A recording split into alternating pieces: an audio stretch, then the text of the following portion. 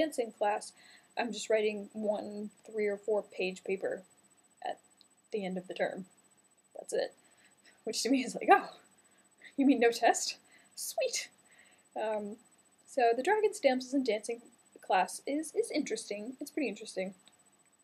I'm always sort of sleepy for the beginning of it because it's at 9:15 in the morning, which isn't, too bad. It's not Latin at 8 o'clock in the morning, 4 days a week, like I had my first semester in college.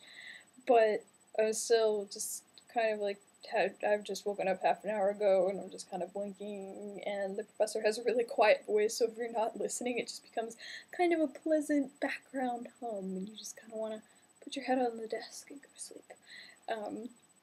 But it's fun. The people in the class are nice, and it's mostly girls. I think there's like 2 guys in the class, something like that. Crazy thing happened in class this past Tuesday, actually. I woke up, but it was sort of cloudy, but sunny, not too big of clouds. They were like white and puffy. So I was like, oh, maybe it'll be sunny today. Got up, got dressed, ate, went to class. Half an hour through class, I had my back to the window, so I didn't know what was going on, but half an hour through class, I start hearing rain, and I turn around, and this guy is a dark charcoal, like dark, yet to be burnt charcoal gray. And I'm like, oh, rain. Woo. So it starts raining, and then it starts raining harder, and for some reason somebody had left a window open, and I realized that the temperature has plummeted by like 10 degrees. It was probably about 39, 38 degrees out there. And it starts raining really, really, really, really hard. And everybody just kind of looks out the window and says, oh, okay, it's raining. It's England. This is not a new phenomenon. And we go back to our class. 5 minutes after the rain starts, it thunders.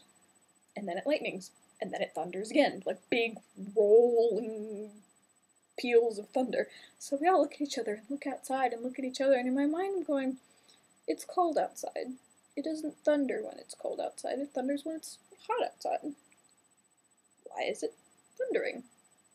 Is Thor coming to visit? I don't know. And I got really distracted from the class because I was trying to figure out why it's thundering when it's 38 degrees outside and freezing.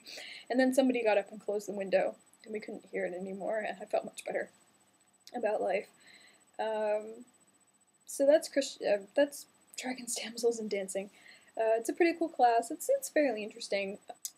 My second class is Christian Kings and Viking Armies, which is a pretty cool class. I have it from 3:15 to 5 o'clock in the evening with Professor Thomas Pickles. Yes, his name is Thomas Pickles. I wonder if his friends call him Tommy Pickles. I thought it was pretty hilarious when I first heard that name, that somebody actually had the last name Pickles. But a kid in the class has the last name Pickles too, so apparently it's not that uncommon in the UK. I don't know. But the professor's actually, he's really cool. I really like him. And the class is about when the Vikings were sort of exploded onto the scene in the 8th and 9th centuries, and specifically about how they invaded England and how they did that, and how it sort of changed the face of England. So it's pretty cool. We've been talking about the Vikings and where they came from and how Mercia was developed, Mercia being one of the earlier Anglo-Saxon kingdoms. And this past week we were talking about the Frankish kingdoms under Charlemagne and Charles the Bald and Louis the Pious and Louis the Child, and written about by Notker the Stammerer. I mean, they have crazy names. They all have crazy names.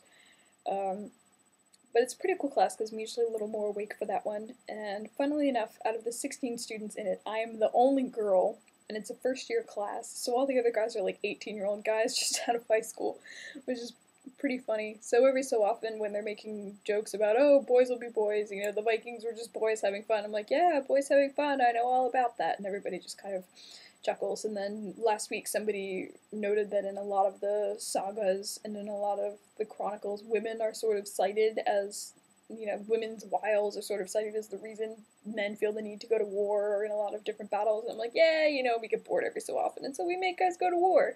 Everybody thought that was funny. But it's a really cool class. Just like the other class, it's a seminar-based class.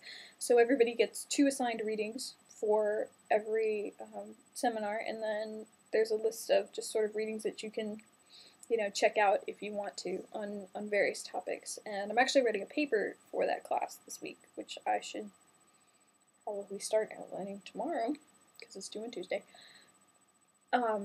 But next week is going to be fun because we're basically talking about how the Vikings fought and why they were so successful and what strategies they used and things like that. So we basically get to recreate a Viking battle, which is going to be pretty cool. And my paper that the question that I chose to write my paper on is actually what were the strategies of the Vikings and why were they so successful. So I think I aligned that one pretty well. And I actually write 2 papers for that class, one for this week, and then at the end of the week, I made up my own question because we were allowed to do that, and I'm going to be writing about the lasting effects of the Vikings in the north of England, especially in the York area, in terms of genetics, which you can still see in the DNA, which you can see a lot of evidence of Scandinavian blood in Ireland, Scotland, and northern England, and also linguistically, in sort of the language that's still left. I mean, just walking around York, you can see so much evidence of it in their names like Micklegate, which in Old English would be Micklegada, which means like literally great road or a big road, and people are still calling it Micklegate even to this day, 1,000 years later, so it's totally cool. But I actually found out when I ran that idea by the professor, I found out that that is actually his specialty. What he writes about is the lasting effects of the Vikings. So he's like, I'm interested to see what you're going to make of that. And I'm like, oh, great. So, but yeah, it'll be fun. So those are my classes, and they're fun. Being the only girl in one class is interesting. And it's good. Let's start over again.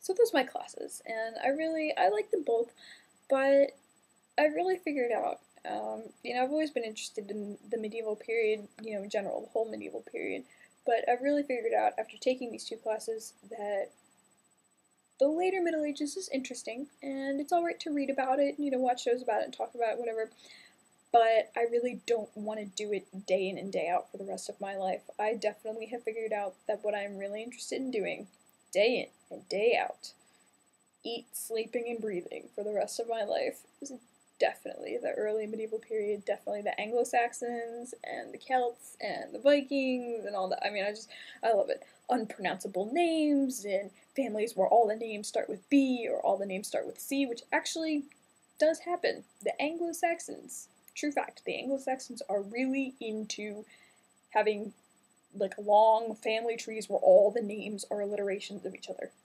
All of the names. Yeah, I will promise, I will upload another video that just has a list of all the names of these people. These families are actually called in history books the B family and the C family. I mean, it's insane. It's really crazy. And their names are all like really long, and they all have Awful and Harthog and Kutha and Sima and like crazy names. So it's cool. And I've really figured out that that's really what I want to do for the rest of my life. So, whether that's a good thing or an incredibly, incredibly sad thing, I haven't yet figured out, but we'll see. Anything else I want to talk about?